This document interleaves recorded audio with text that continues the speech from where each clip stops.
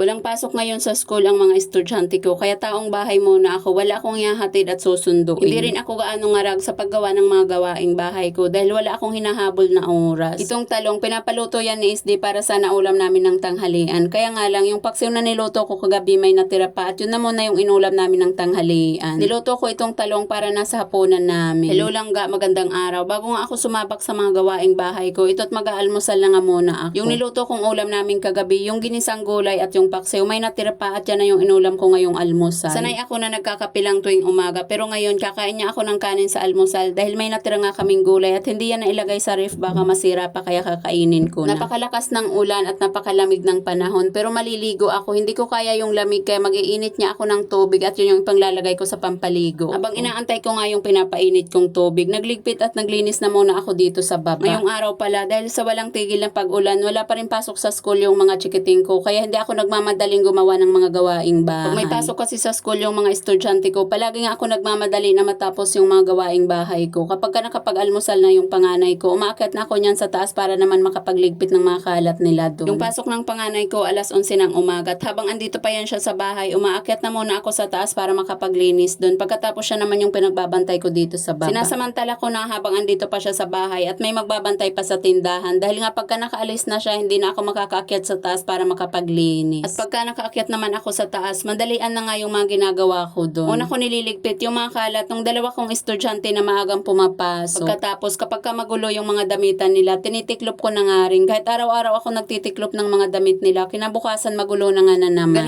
Ganun ang araw-araw kong ginagawa. Paulit-ulit lang mula Lunes hanggang Biyernes pagka may pasok sa school yung mga chikiting ko. Medyo nakakapagpahinga lang ako kapag ka Sabado at Linggo dahil wala nga akong iniisip na susunduin. Hindi ko gaanong minamadali na matapos yung mga gawaing bahay ko dahil andito lang naman sa bahay yung mga chikiting ko kaya nakakapagpahinga ako. Sa sobrang dami pala ng tubig na nilagay ko sa takuri, nakatapos na lang ako magwalis dyan, hindi pa nga kumukulo yung tubig. Ipanglalagay ko kasi sa pampaligo ko yung iniinit kong tubig kaya nadamihan ko nga ng paglalagay doon sa takuri. Sa sobrang hilig ko pala magkape, marami akong natitirang kape na nilalagay ko lang dyan sa gilid na hindi ko na napapansin. Minsan nakikita ko na lang marami Gusto ko nga rin pala makapagsaing ng maaga kaya kapag ka mainit na nga yung tubig na sinalang ko, ipapalit ko naman itong isasaing. Bago pumasok sa trabaho si SD kanina, hindi na siya nagsaing dahil nga walang pasok sa school yung mga chikiting ko. Yung binaon niyang kanin yung tira pa namin yung kagabi. Tapos yung natirang kanin naman, yun na yung kinain namin ng mga chikiting ko dahil nga medyo marami pa, hindi ako nagsaing ng para sa tanghalian. Itong talong pala, binili yan ni SD kaninang umaga. Nung nagtapon siya ng basura, dumaan na siya sa palengke para bilhan kami ng lulutuing ulam para sa tanghalian. Kaya lang, hindi ko na nga muna niluto para sa tanghalian namin dahil nga yung isdang paksiw kagabi na niluto ko, hindi namin naubos dahil medyo marami nga yung nabili ni SD. Yun na yung inulam namin ng mga chikiting ko kanina. May natira pang 2 piraso. Kaya ngayong hapon nung pauwi si SD, nagtatanong siya kung ano yung bibilhin niyang ulam. Hindi ko na nga muna pinabili dahil nga hindi ko naman nailuto yung binili niya nung umaga. Pagkatapos ko pala maisalang yung sinaing ko, antayin ko na nga muna maluto dahil yung mga chikiting ko andun sa taas, may mga kanya-kanya silang ginagawa. Hindi ko mapagbabantay dito sa sinasaing ko kaya hindi na muna ako makakaligo agad. Ilagay ko na lang muna sa gilid yung takuri kung saan niya nakalagay yung pampaligo kong tubig. Habang nakaupo ako dyan, andito nga yung alaga ko at naglalambing kaya kinakausap ko na muna habang nagkakape ako. Pagkaluto naman ng sinaing ko, hindi na muna ako naligo kaagad. Iihawin ko na muna itong talong. Ihaw ko na muna bago ako maligo para habang naliligo ako, inaantay ko na ngang lumamig. 5 piraso lang din naman to kaya saglit lang din ay tapos para na. Mamaya pagkatapos ko nga makaligo ay malamig na at babalatan ko na Dati lang. Pala kapag ka nagluluto ako ng tortang talong, hindi ko makain yung mga chikiting ko pero paborito yun ni SD kaya madalas kong lutuin. Minsan 2 o 3 beses ako nagluluto ng tortang talong sa loob nga ng 1 linggo kaya nakasanayan na nga lang din nila at ngayong gustong-gusto na. Sabi ko nga kay SD, bakit 5 piraso lang itong talong na binili niya? Kay Bunso pa nga lang ubos na yung 2 piraso dyan. Maliliit pa naman itong nabili niyang talong pagkatapos saktong tig-isa lang din kami. Yung binati kong itlog na 2 piraso lang pagkatapos naisip ko nga na maliliit itong talong kaya dinagdagan ko pa ng 2 piraso. Hindi ko alam kung magkano ngayon yung kilo ng talong. Pagkamura kasi ito marami yung binibili ni SD pero ngayon 5 piraso lang itong nabili niya. Hanggang dito na nga lang po muna. Maraming salamat sa panonood. God bless everyone. Bye!